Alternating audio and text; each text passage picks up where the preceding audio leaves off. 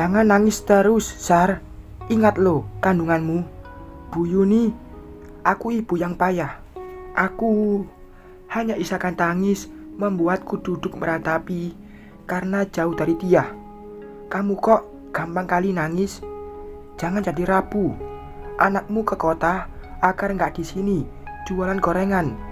Ia anak yang pintar dan layak mendapatkan fasilitas belajar yang lebih bagus ketimbang nerima bantuan keluarga sombong itu. Ku seka air mata. Ya, ini hanya sementara. Aku pasti bisa dapatkan kerja lain setelah melahirkan. Untuk sekarang harus fokus dengan kandungan, memberi nutrisi yang baik hingga anak ini terlahir sehat. Bu Yuni benar. Daripada menerima bantuan keluarga Mas Ismail, lebih baik dia bersama nenek kandungnya. Bu Yuni, aku mau beli susu dan vitamin hamil. Aku bangkit dari duduk. Mau ditemani? Nggak usah, Bu. Lagian, aku bisa sendiri kok. Kalau ada apa-apa, kan ada HP buat hubungi ibu. Ya udah, hati-hati. Jangan nangis lagi. Lagian nih ya, kamu bisa cari kerja setelah lahiran. Toh tamat sarjana dan berpengalaman. Tapi cari kerja zaman sekarang susah, Bu. Harus ada kenalan.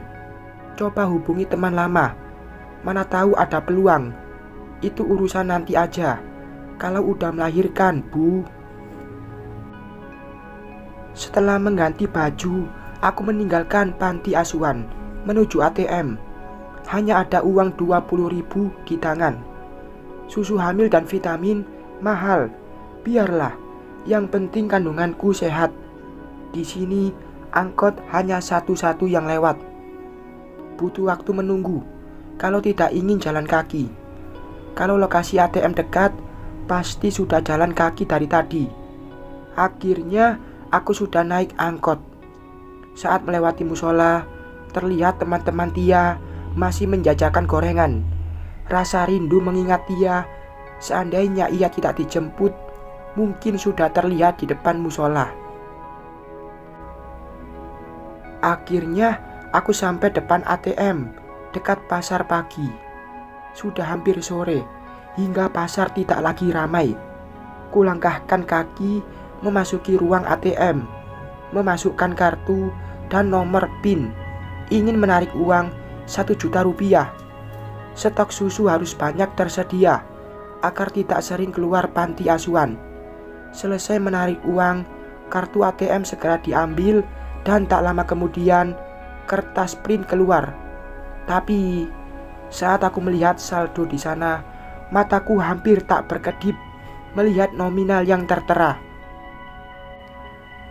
Ya Allah, kok bisa banyak begini? Ini uang dari mana? Tanganku langsung gemetar, mengusap mata, ingin melihat lagi. Ternyata benar. Aku tidak salah lihat, 600 juta lebih saldo yang tertera. Kalau dihitung secara kasar, tidak mungkin ibu mantan mertua mengirim sebanyak ini. Hanya 3 juta dikali beberapa bulan. Tidak mungkin menumpuk hingga ratusan juta.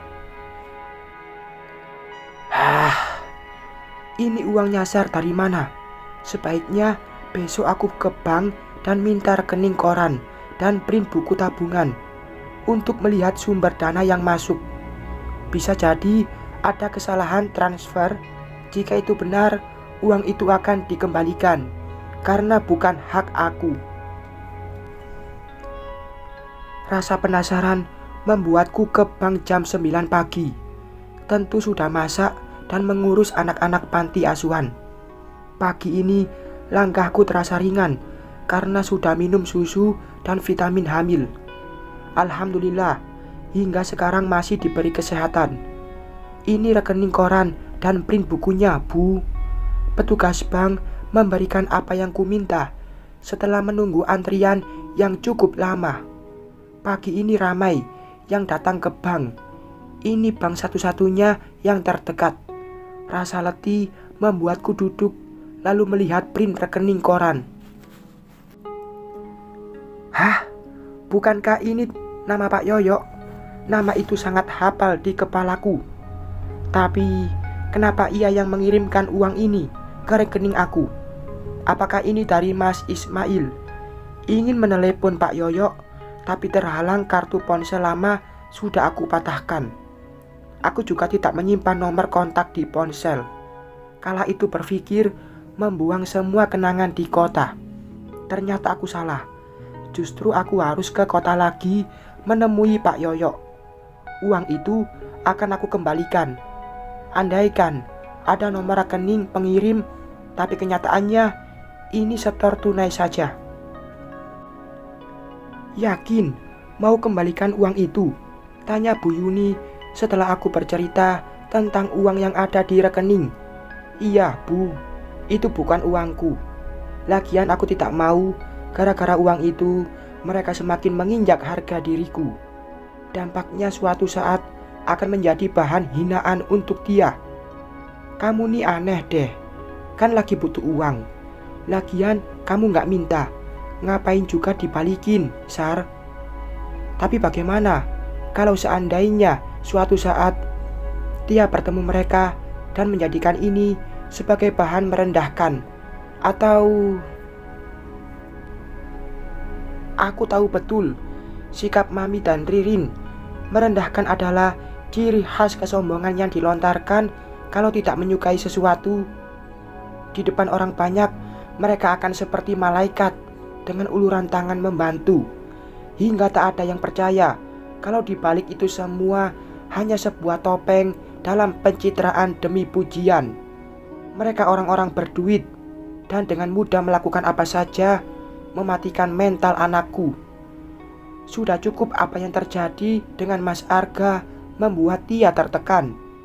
Jangan sampai terulang lagi karena uang ini, meskipun beda kasus. Ya sudah, kalau gitu maumu. Terus kapan mau balikin? Aku mau ke kota dulu, Bu. Loh, kok malah ke kota? Mau menemui Pak Yoyo. Apa benar ia yang mengirim uang ini? Lagian hanya ada nama pengirim dengan keterangan setor tunai, Bu. Kalau bukan Pak Yoyo yang dimaksud, gimana, Sar? Aku kembali ke bank. Pasti bank ada tanda pengenal dan nomor ponsel si pengirim. Kenapa nggak minta aja tadi di bank? Di bank sedang ramai, Bu. Lagian proses pasti lama, mungkin. Aku pun tak yakin. Bu Yuni benar juga. Kenapa aku tidak minta sekalian tadinya? Kalau gini sama artinya cari ribet. Harus ke kota segala, sambilan mengunjungi dia, Bu. Lagian aku yakin kok Pak Yoyo yang aku kenal. Siapa lagi yang berbaik hati mengirim uang sebanyak ini kalau bukan ada apa-apanya? Aku yakin Mas Ismail dibalik semua ini. Ia pasti lelaki yang bertanggung jawab hingga mau mengirimkan uang sebanyak itu. Pasti merasa berdosa aja, Bu. Itu bukan tanggung jawab. Kalau ia bertanggung jawab, tidak mungkin mencampakkan aku dan menikah dengan wanita lain. Iya ya, kalau ibu sih gak bakalan mau kembalikan uang itu. Sayang loh, uangnya banyak dan bisa hidup enak tanpa kerja. Lagian, anggap saja itu nafkah buat anak yang ada dalam rahimmu. Uang itu bukan nafkah untuk anak, tapi ia mencoba membeli maaf. Ya, itu yang kubaca dari Mas Ismail. Kalau benar uang itu darinya. Bu, uang itu akan dijadikan bahan bagi ibu dan istri barunya menekan dia suatu saat jika mereka bertemu. Kan belum tentu bertemu, Sar, ujar Bu Yuni sambil menyalin beras dari karung ke baskom besar. Lagian aku tidak mau ia membeli harga diriku dengan pernikahan main-main itu. Ini juga karena harga diriku, Bu. Aku pun mulai mengupas kentang. Oh, kalau itu sih ibu ngerti. Biar kita miskin harta, yang penting jangan sampai menjual harga diri. Ibu setuju itu. Tapi sampai kapan mau merahasiakan kehamilanmu dari ayah kandung anak di rahimmu itu? Entahlah, Bu, jawabku pelan. Karena aku juga tidak tahu kedepannya seperti apa. Hanya saja ada keyakinan kalau nanti aku bisa bangkit lagi setelah melahirkan, pasti ada usaha lain. Bersambung.